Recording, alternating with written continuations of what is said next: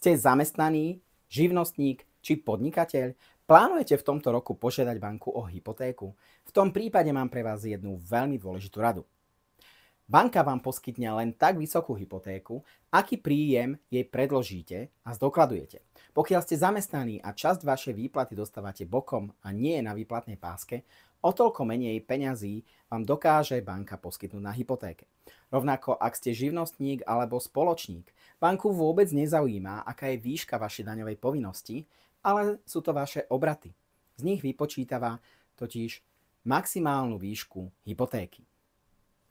Čím viac oficiálnych príjmov banke priznáte, tým vyššia bude vaša radosť z hypotéky. Ak máte ďalšie otázky, pokojne ma kontaktujte a všetkých ostatných pozývam aj naďalej sledovať naše FinTipy.